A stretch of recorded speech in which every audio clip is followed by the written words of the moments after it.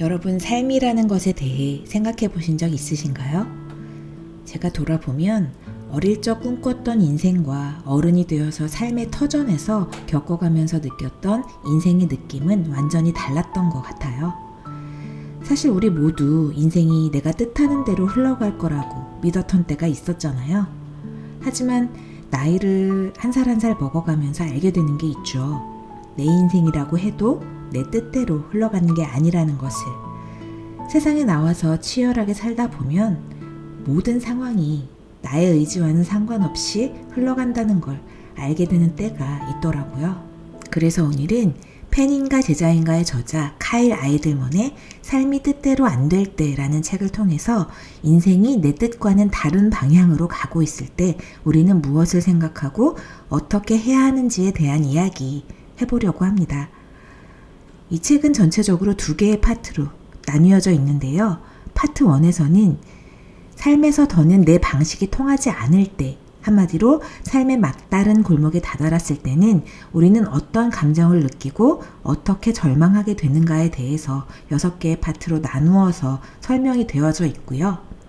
파트 2에서는 그렇게 삶이 무너져 내렸을 때 우리는 어떻게 다시 일어날 수 있으며 무엇을 해야 하는가에 대해서 또 6개의 챕터로 정리를 하고 있습니다. 카일 아이들먼은 삶이 뜻대로 되지 않는 것에 대한 징조를 더 이상 내 방식이 통하지 않을 때라고 설명하고 있어요. 왜 우리가 인간관계도 그렇고 직장에서 일할 때조차도 나의 경험과 노하우가 갑자기 벽에 부딪힐 때가 있잖아요. 나의 경험으로 내가 알던 방식으로 관계를 맺고 일을 진행했는데 갑자기 이상하게 꼬이거나 어그러질 때가 있는데요. 그러니까 내 방식이 더 이상 통하지 않을 때가 있다는 거죠. 작가는 그럴 때 우리에게 드러나는 4가지 감정이 있다고 말하고 있습니다. 그것은 낙심, 피로, 분노, 불안인데요. 사안의 가볍고 무거움을 떠나서 다양한 상황에서 이 4가지 감정이 올라온다. 때로는 이런 감정은 점진적으로 진행된다. 그러니까 한 감정이 다른 감정으로 이어지는 식으로 진행된다. 때로는 4가지 감정이 한꺼번에 밀려오기도 한다. 어떤 경우든 이런 감정의 조합을 꾸준히 경험 중이라면 10중 8구 당신의 방법이 통하지 않고 있을 때다. 여기서 작가가 이 4가지 감정을 설명한 부분이 있어요. 낙심의 정의는 자신감과 열정의 상실을 뜻하고, 피로라는 것은 오랜 기간에 집중된 작업에서 비롯하는 극도의 육체적, 정신적 지침을 말하는 것이고요. 번아웃이라고 부르기도 하죠. 그리고 분노는 특히 뭔가를 바꾸거나 이루지 못해서 화가 나거나 짜증난 감정이고요. 마지막으로 불안은 특히 스스로 전혀 통제할 수 없는 사건을 앞두거나 그런 결과를 마주했을 때 생기는 걱정이나 근심을 말한다는 겁니다. 사실 현대를 살아가면서 이 4가지 감정을 우리는 조금씩 다 가지고 있을 거예요. 하지만 이게 지속적으로 나를 지배하고 있다면 그게 낙심으로 시작됐든 피로로 시작됐든 혹은 분노나 불안으로 시작됐든지 간에 결국 연차적으로 이 모든 감정을 겪게 될 것이고, 이것은 더 이상 내 방식이 통하지 않고 있다는 징조가 된다는 것입니다. 낙심은 희망과 자신감과 용기를 잃는 감정이다. 한때 희망을 품었지만 무슨 일이 일어나 끝내 희망을 버리고 만다. 한때 용기와 자신감이 넘쳤지만 일이 뜻대로 풀리지 않아 이내 자신감을 잃어버린다. 낙심은 형태가 있는 사물이 아니다. 낙심이라는 감정을 보거나 만질 수 없다. 낙심은 무게나 부피를 갖고 있지 않다. 하지만 우리의 발목을 붙잡고 우리의 어깨를 짓누른다. 그런데 문제는 우리 스스로가 그 감정의 게이지를 모른다는 데 있습니다. 내가 어떤 상태인지 모르고 있다는 거죠. 차로 설명하면 연료 탱크가 얼마 남아있는지 계기판을 보고 있지 않다가 막상 기름이 다 떨어졌을 때야 알게 된다는 겁니다. 우리는 앞서 말한 낙심, 피로, 분노, 불안이라는 이 4가지 감정을 지나치기 쉽다. 그래도 한동안은 아무런 문제가 없어 보일 수 있다. 하지만 이런 감정을 계속해서 무시하면 얼마 못 가 우리 삶의 엔진이 연기를 뿜으며 작동을 멈추게 된다. 삶이 바라던 대로 풀리지 않을 때 낙심이 찾아오고 낙심하는 순간 하나님을 탓하기 시작한다. 낙심하면 현재의 상황을 하나님 잘못으로 여기고 하나님이 자신을 미워한다고 생각하기에 이른다. 살아가다 보면 우리가 다 한 번씩은 이런 감정을 겪어보지 않았을까 싶은데요. 이럴 때 삶이 때때로 되지 않을 때 우리는 대체적으로 우리의 경험치를 갖고 가장 좋은 방법으로 해결해 보려고 노력을 합니다.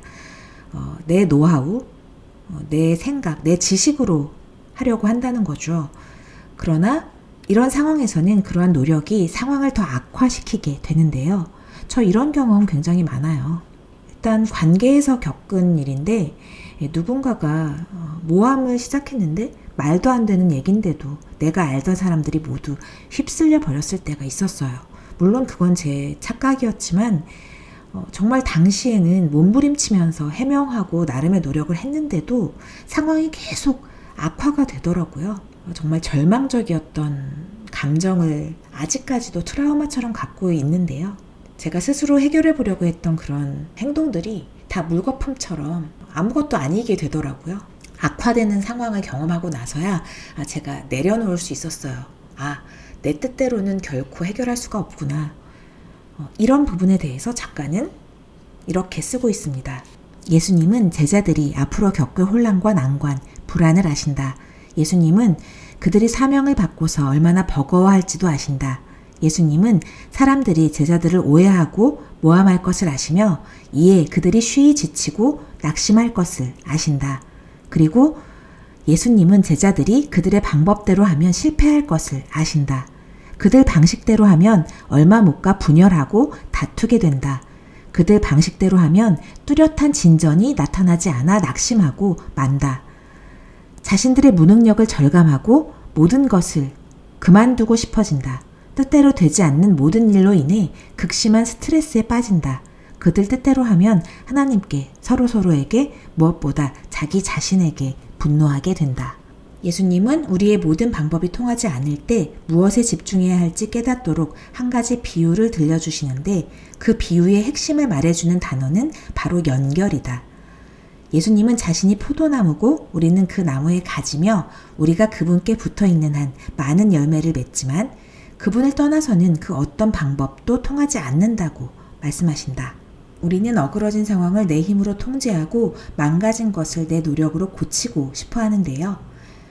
그래서 현실 부정을 부추기는 목소리에 휩싸이기 쉽다고 작가는 말하고 있어요.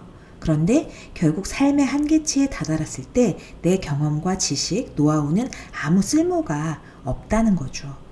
이 부분에서 카일 아이들먼이 베드로를 예를 들어 설명을 합니다. 베드로가 어부였잖아요. 언제 어느 쪽 바다에 가면 고기가 많이 잡힌다는 것을 누구보다 잘 아는 사람이었는데 고기 잡은 경험이 전혀 없으셨던 예수님이 나타나셔서 깊은 데로 가서 그물을 던져보라고 말씀하시죠. 사실 경험 많은 베드로 입장에서는 거기서 절대 고기가 나올 수 없다는 걸 알고 있었기 때문에 예수님이 그 명령을 거두시길 기다렸을지도 모릅니다. 하지만 예수님이 어떤 분인지 아니까 순종하고 깊은 곳에 그물을 던지게 되는데 말도 안 되게 고기들이 딸려 올라온 거죠. 다 아는 얘기잖아요. 그때 베드로는 깨달았을 겁니다. 내 경험과 지식은 아무 소용이 없구나. 그것을 깨달은 베드로가 예수님께 가장 먼저 한 일이 무엇이었을까요? 이 상황에서 베드로가 보인 반응은 회개였다. 회개는 우리의 방법이 통하지 않음을 겸손히 받아들이고 내 방법과 다른 방향으로 나아가는 것이다. 예수님과 연결되는 방법이자 성경 전체를 관통하는 주제가 바로 이것이 아닐까 하고 작가는 말하고 있습니다. 하지만 그냥 붙어있는 채로만 있는 것은 너무 수동적으로 보이잖아요. 인간에게 가장 중요한 게 자유의지라고 생각하는 시대니까요. 하지만 그 자유의지는 바로 예수님과 내가 연결되기 위한 결단과 노력을 하기 위해서 있는 것입니다. 그래서 그게 결코 쉽지 않다는 거예요. 이 시대에는 우리가 우리 스스로를 굉장히 주체적으로 생각하고 나의 결정, 나의 취향, 나의 지식에 대해서 굉장히 가치를 부여하는 시대잖아요. 그래서 그런 예수님을 선택하고 예수님께 나아가는 그 결단이 굉장히 쉽지 않아요. 어쩌면 그 어떤 시대보다 지금이 하나님을 믿고 하나님께 의지하고 하나님께 나아가는 것이 어려운 시대가 아닐까 생각하게 됩니다. 삶이 뜻대로 되지 않고 내 방법이 통하지 않고 있다면 내가 어떤 부분에서 실망하고 화가 났는지, 왜 불안해 하는지 잘 살펴보시고 내가 어떻게 회복될 수 있는지에 대해서 한번 천천히 생각해 보시는 시간 갖게 되셨으면 좋겠네요. 오늘은 여기까지 정리하고 인사드리겠습니다. 삶이 뜻대로 되고 있지 않다고 생각되시는 분들에게 작은 도움이 될 수 있는 이야기였길 바랍니다. 지금까지 크리스찬 인사이트에서 전해드렸습니다. 감사합니다.